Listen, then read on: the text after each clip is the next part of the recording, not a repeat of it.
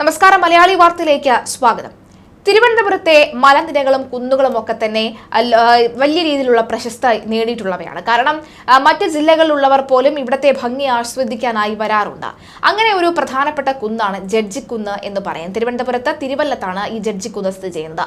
ഈ ജഡ്ജിക്കുന്നിൽ എന്നാൽ ചില ഈ സാമൂഹ്യ വിരുദ്ധരുടെ താവളമായി ജഡ്ജിക്കുന്ന് മാറിയിട്ടുണ്ട് എന്ന പലതരത്തിലുള്ള വാർത്തകൾ ഇതിനു മുൻപും വന്നിട്ടുണ്ട്. അതുകൊണ്ട് തന്നെ ജഡ്ജിക്കുന്ന് പൊതുവെ ഒരു സേഫായ പ്രദേശമല്ല എന്നുള്ളൊരു വാർത്ത സമൂഹ മാധ്യമങ്ങൾ നിറഞ്ഞിരിക്കുന്ന പശ്ചാത്തലത്തിൽ തന്നെ അധികം ആരും തന്നെ അങ്ങോട്ടേക്ക് പോകാറുമില്ല. എന്നാൽ ഇപ്പോഴിതാ പുറത്തു വരുന്ന ചില വാർത്തകളുണ്ട്. 17-കാരിയുമായി സൗഹൃദത്തിലായ 50-കാരനായ ആൺ സുഹൃത്തിനെ ബന്ധുവും സുഹൃത്തുക്കളും മർദ്ദിച്ചവശനാക്കിയത് അതിക്രൂരമായി. തുടർന്ന് കമ്പുകൾ ഉപയോഗിച്ച് കൈയും കാലും അടിച്ചു പൊട്ടിച്ചു. മുഖത്തും ശരീരത്തിന്റെ വിവിധ ഇടങ്ങളിലും ഇടിച്ചും പരിക്കേൽപ്പിച്ചു.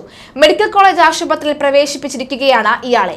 നെടുമങ്ങാട് അഴീക്കോട് സ്വദേശിയായ റഹീമിനെയാണ് പെൺകുട്ടിയുടെ ബന്ധുവും സുഹൃത്തുക്കളും ചേർന്ന് മർദ്ദിച്ചത്. ഇയാളുടെ വലതുകൈയും വലതുകാലുമാണ് കമ്പുകൾ ഉപയോഗിച്ച് അടിച്ചു പൊട്ടിച്ചത്. പെൺകുട്ടിയുടെ സാന്നിധ്യത്തിലായിരുന്നു ഇതെല്ലാം. ബന്ധുവായ യുവാവും സുഹൃത്തുക്കളും പെൺകുട്ടിയുമായി സ്ഥലത്ത് നിന്ന് രക്ഷപ്പെട്ടു. യുവാക്കൾ ഒളിവിലാണ്. ചതിയിലൂടെയാണ് ഇവർ 50 വയസ്സുകാരനെ ആളൊഴിഞ്ഞ സ്ഥലത്ത് എത്തിച്ചത്. ശനിയാഴ്ച ഉച്ചയോടെ തിരുവല്ലം ജഡ്ജിക്കുന്നിന് മുകളിലുള്ള ഗ്രൗണ്ടിലാണ് സംഭവം. വിതുര സ്വദേശിയായ പെൺകുട്ടിയുമായി റഹീമിന് പരിചയമുണ്ടായിരുന്നു. ഇയാൾ മൊബൈൽ ഫോണിൽ അയക്കുന്ന സന്ദേശങ്ങൾ ബന്ധുക്കൾ കണ്ടിരുന്നു. തുടർന്ന് പെൺകുട്ടിയെ ചോദ്യം ചെയ്തു. ഇതിനുശേഷം പെൺകുട്ടിയുമായി സൗഹൃദത്തിലുള്ള റഹീമിന്റെ ഫോണിൽ സന്ദേശം അയച്ച് ജഡ്ജിക്കുന്നിൽ വരാനായി ആവശ്യപ്പെടുകയായിരുന്നു. ഇത് അനുസരിച്ച് അയാൾ അവിടെ എത്തി. തുടർന്ന് ഗ്രൗണ്ടിന് സമീപത്തുണ്ടായിരുന്ന ബന്ധുവും 3 സുഹൃത്തുക്കളും എത്തി റഹീമുമായി സംസാരിച്ചു. പെൺകുട്ടിയുമായുള്ള സൗഹൃദത്തിൽ നിന്ന് പിന്മാറാനായിരുന്നു നിർബന്ധിച്ചത്. ഇതിനിടയിലാണ് മർദ്ദനം തുടങ്ങിയത്.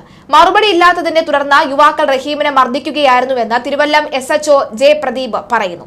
റഹീമിനെ രാത്രിയോടെ സ്വകാര്യ ആശുപത്രിയിലേക്ക് മാറ്റി. റഹീമിന്റെ പരാതിയുടെ അടിസ്ഥാനത്തിൽ തിരുവല്ലം പോലീസാണ് കേസെടുത്തത്. പ്രതികൾക്കായി തെരച്ചിൽ ഊർജിതമാക്കിയിട്ടുണ്ട്. തിരുവനന്തപുരം നഗരത്തിൽ നിന്ന് അധികം ദൂരെയല്ലാതെയാണ് ജഡ്ജിക്കുന്ന് സ്ഥിതി ചെയ്യുന്നത്. തിരുവല്ലം കരുമം റോഡിൽ മധുപാലത്തിന് സമീപത്ത് നിന്ന് വലത്തേക്കുള്ള കയറ്റം കയറി ചെന്നെത്തുന്നത് ഈ ജഡ്ജിക്കുന്നിലേക്കാണ്. ആളുകൾ ഇവിടേക്ക് അധികമായി എത്താറില്ല എന്നതിന്റെ ധൈര്യമായിരുന്നു ഈ ആക്രമണം നടത്താനുള്ള പ്രധാന കാരണം. 50 വയസ്സുകാരന് 17 വയസ്സുകാരിയുമായുള്ള ബന്ധം എവിടെ നിന്ന് എങ്ങനെ തുടങ്ങി എന്ന ചോദ്യവും അവശേഷിക്കുകയാണ്. എന്തിനാണ് 17 വയസ്സുകാരെ, അല്ലെങ്കിൽ നിനക്ക് ഈ കൊച്ചുകുട്ടിയെ മതിയോടാ എന്ന് ചോദിച്ചായിരുന്നു മർദ്ദനം അത്രയും.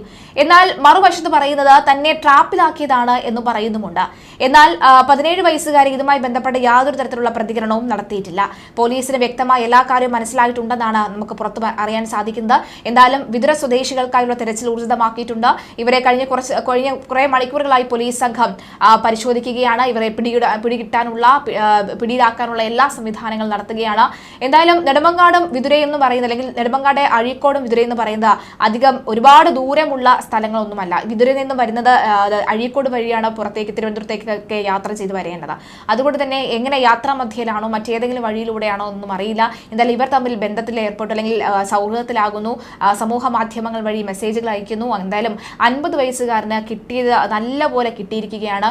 അതിക്രൂരമായി തന്നെ മർദ്ദിച്ചിരിക്കുകയാണ് എന്നാണ് വ്യക്തമാകുന്നത്.